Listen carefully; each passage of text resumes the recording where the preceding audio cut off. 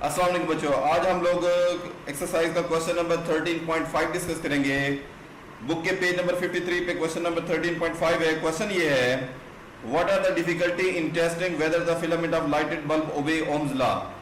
बच्चों, Ohm's law आप लोगों ने पढ़ा होगा। करंट किसी भी सर्किट में जो फ्लो करता है वो उसके वोल्टेज के डायरेक्टली प्रोपोर्शनल होता है। V is directly proportional to I के। जितना वोल्टेज ज्यादा होगा उतना करंट ज्यादा फ्लो करेगा, बशर्ते कि रेजिस्टेंस जो है वो कांस्टेंट रहे।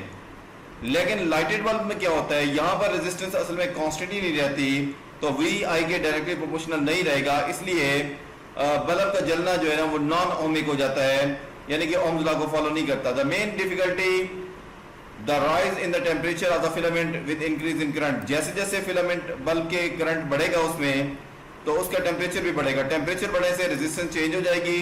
रेजिस्टेंस के चेंज होने से हमारे पास जब R ही कांस्टेंट नहीं रहेगा तो V I के डायरेक्टली प्रोपोर्शनल नहीं रहेगा, तो हम ये कह सकते हैं Ohm's law is not obeyed. Lighted bulb में ओम्स लॉ जो है वो ओबे नहीं होता। इसके बाद बच्चों हमारे पास नेक्स्ट क्वेश्चन जो है वो पेज नंबर 54 पर है। क्वेश्चन में हमारे पास क्वेश्चन ये है, is the filament of resistance lower और higher 500 watt 220 volt lighted bulb than 100 watt and 220 volt bulb. यानी कि इसमें रेजिस्टेंस किसमें हायर या लोअर होगी।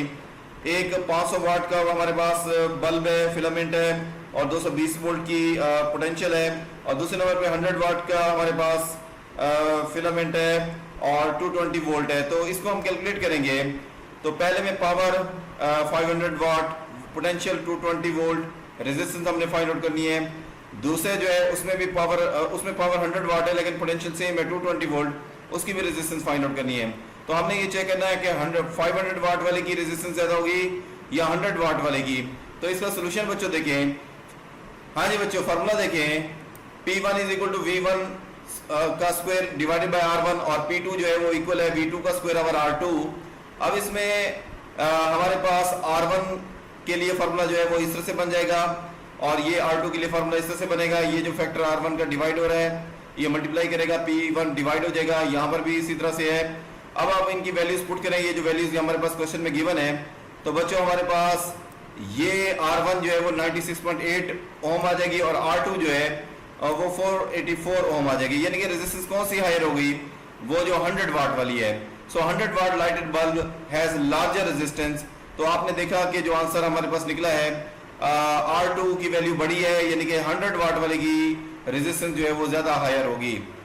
इसके बाद बच्चों क्वेश्चन नंबर है 13.7, describe a circuit which will give continuous varying potential. आपने वो सर्किट बताना है जो कंटिन्यूअसली वेरिंग पोटेंशियल देता है। तो वो बच्चों हमने टॉपिक पढ़ा था पोटेंशियोमीटर का।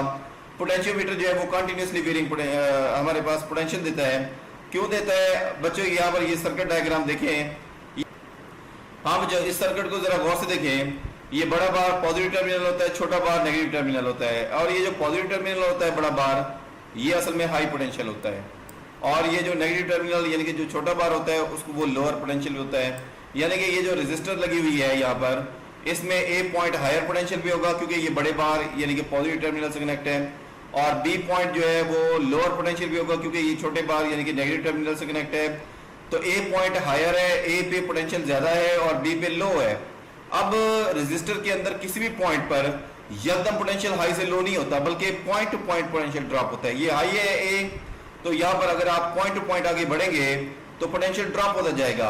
इस तरह से ये हमें कंटिन्यूअसली वेरिंग पोटेंशियल देता है। तो ये पोटेंशियोमीटर इसका आंसर आएगा।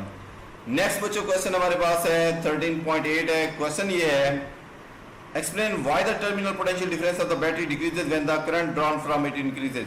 ये जो बच्चों हमारे पास EMF वाला एक टॉपिक था, EMF एंड पोटेंशियल डिफरेंस, उसमें ये फार्मूला था terminal potential difference VT is equal to EMF minus I small r। ये जो करंट और स्मॉल रेजिस्टेंस है, ये रेजिस्टेंस इलेक्ट्रोलाइट की है और ये पोटेंशियल भी इलेक्ट्रोलाइट का होगा, यानी कि I स्मॉल r इलेक्ट्रोलाइट का पोटेंशियल है। अगर आप बैटरी की EMF से इलेक्ट्रोलाइट का पोटेंशियल माइनस करें तो तब टर्मिनल पोटेंशियल डिफरेंस आता है। अब सवाल ये है, अगर करंट बढ़ेगा, करंट I बढ़ जाए तो पोटेंशियल तो हमारे पास टर्मिनल पोटेंशियल डिफरेंस पे क्या इफेक्ट होगा। भाई आप इस इक्वेशन को गौर से देखें, जैसे ही ये वाला I बढ़ेगा, I के बढ़ने से ये वाला फैक्टर जो है ये बड़ा हो जाएगा। बड़ा फैक्टर जब EMF में से माइनस होगा तो रिजल्ट छोटा हो जाएगा, यानी कि टर्मिनल पोटेंशियल डिफरेंस डिक्रीज होगा।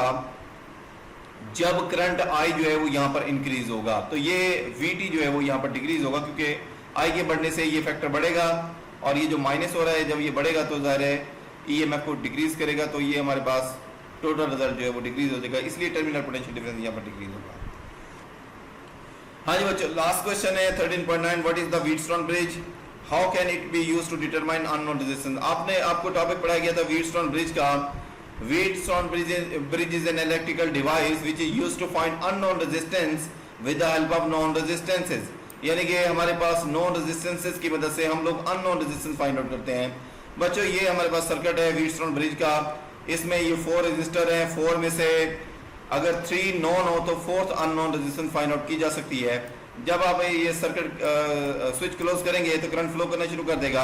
अब करंट के फ्लो के 2 रास्ते हैं, कुछ करंट यहाँ से फ्लो करके जाएगा और कुछ करंट यहाँ से फ्लो करके जाएगा। जब इन 2 रेजिस्टेंसेस की रेशियो यानी कि R1 और R2 की रेशियो ये बराबर हो जाएगी, इन 2 रेजिस्टेंसेस की रेशियो यानी कि R3 और R4 की रेशियो के बराबर हो जाएगी, तब दोनों रास्तों का करंट जो है वो सेम गुजरेगा, और जब करंट सेम गुजरेगा तो ये दोनों पॉइंट सेम पोटेंशियल पे आ जाएंगे। जब ये सेम पोटेंशियल पे आ जाएंगे तो गैल्वेनोमीटर 0 डिफ्लेक्शन शो करेगा। जीरो डिफ्लेक्शन ही वो पॉइंट होता है जब हम लोग यहाँ पर अननोन रेजिस्टेंस फाइंड आउट कर सकते हैं। तो 0 डिफ्लेक्शन जब ये शो करेगा तो इसका मतलब ये होगा कि यहाँ वाला इस रास्ते से गुजरने वाला करंट इस रास्ते से गुजरने वाले करंट के बराबर हो गया है, और गैल्वेनोमीटर तभी डिफ्लेक्शन 0 शो करेगा, तभी आप ये फार्मूला अप्लाई करेंगे और अननोन रेजिस्टेंस फाइंड आउट करेंगे। इसमें से 3 नॉन होगी और 4th रेजिस्टेंस जो अननोन होगी वो हम फाइंड आउट कर लेंगे। तो ये इस तरह से बच्चों हमारे पास तमाम शॉर्ट क्वेश्चन कंप्लीट हो जाते हैं। तो बहुत शुक्रिया।